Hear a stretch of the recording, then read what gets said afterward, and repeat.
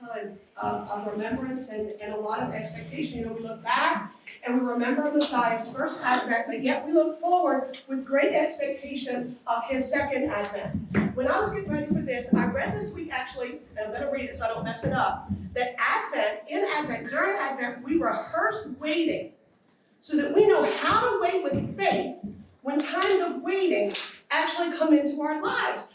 But I got to thinking, you know, this Advent doesn't seem so much like a dress rehearsal as just a continuation of this insane waiting game that we've had this entire year. Our waiting isn't with great expectation. It actually comes with a lot of skepticism.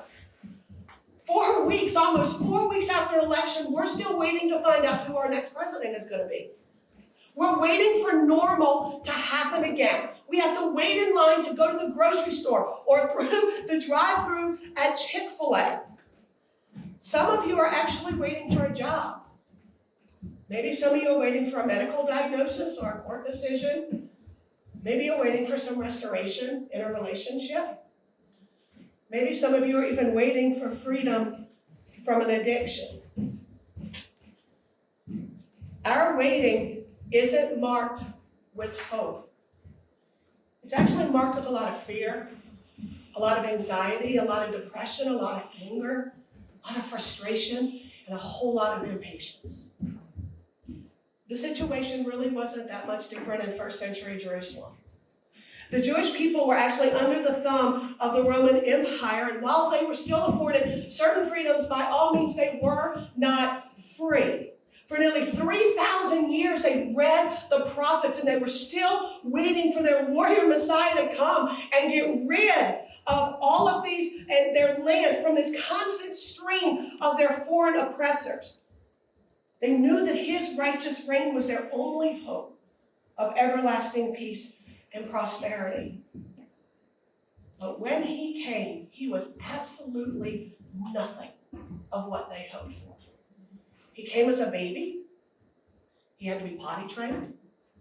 When he was a kid, he really astounded the religious leaders with his knowledge of the scripture, but as an adult, he frustrated them with his topsy-turvy economy of social justice and the crazy notion of forgiveness. Instead of planning for war, he preached peace. Instead of an army of warriors, he walked around with this crazy band of vagabonds. Instead of destroying the Roman Empire, he actually spoke about destroying the temple.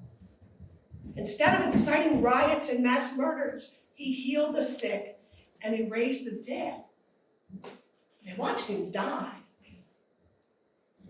And they scarcely believed that he actually lived again. Then they watched him ascend into heaven with the promise that he would come back.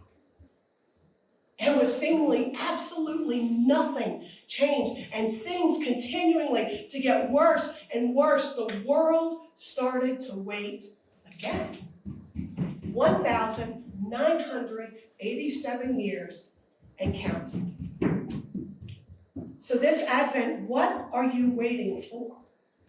If you're waiting for your hope to be restored by people and things and systems of this world, you are on nothing but this endless cycle of disappointment because you are chasing after the impossible.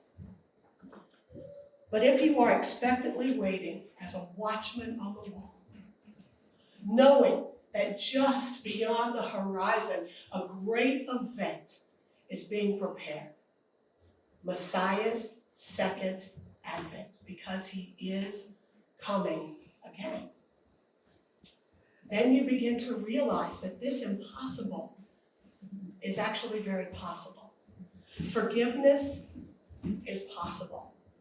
Restoration is possible. Justice is possible. Change is possible. And hope is possible.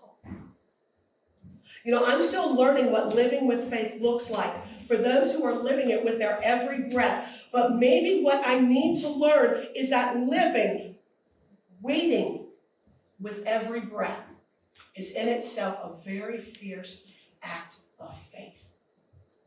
And that faith is what brings hope. And that hope never disappoints.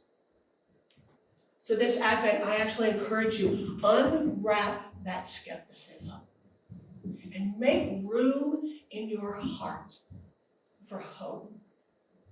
Because then our confession will be echoed as David in Psalm chapter 39, verse 7, when he said, "And now, Lord, for what do I wait?